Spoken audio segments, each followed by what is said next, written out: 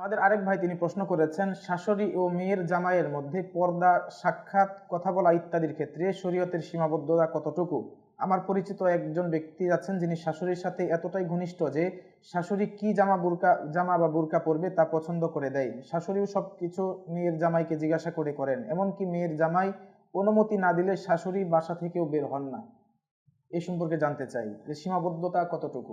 ধন্যবাদ প্রিয় ভাইজান। আমরা বলবো যে শাশুড়ি আর মেয়ের জামাইয়ের মাঝে এমনি তো দেখা দেওয়া যায় যে ওদের, কিন্তু যদি বিশেষ করে শাশুড়ি জোয়ান হয় তাইলে একটু দূরত্ব বজায় রাখে, মানে সেভে থাকা দরকার, কারণ ফিতনায় পড়ে যেতে পারে যে কোনো সময়। এই কারণে বেশি ঘনিষ্ঠ হওয়ার পরামর্শ আমরা দেব না। তারপরে কোনো ফ্যামিলিতে এমন হইতে পারে যদি একজন জামাই যদি আলেম হয়, যোগ্য হয়, হ্যাঁ, অনেক সময় তার কথা গুরুত্ব দেয় শাশুড়ি, যে তার কথা ছাড়া বাইরে যায় না, মানে তাকে ওরকম শ্রদ্ধা করে থাকে, তার প্রতি ওরকম ভক্তি থাকে এই কারণে। কিন্তু যদি ওরকম কিছু হয় যে না, দুইজনে একজন একজনের পছন্দের ব্যাপার স্যাপার হয়ে যায়, এটা যদি অনুভব করতে পারে হ্যাঁ জামাইয়ের ব্যাপারে শাশুড়ি, তাহলে নিজকে সতর্ক রাখতে হবে।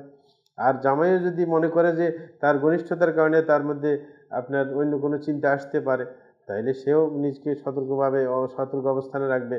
তাইলে এই ব্যাপারগুলো এগুলো মাহরামিয়াতের সম্পর্ক আছে, তো এই কারণে পরিবেশ পরিস্থিতি বুঝে আপনার সিদ্ধান্ত নিতে হবে।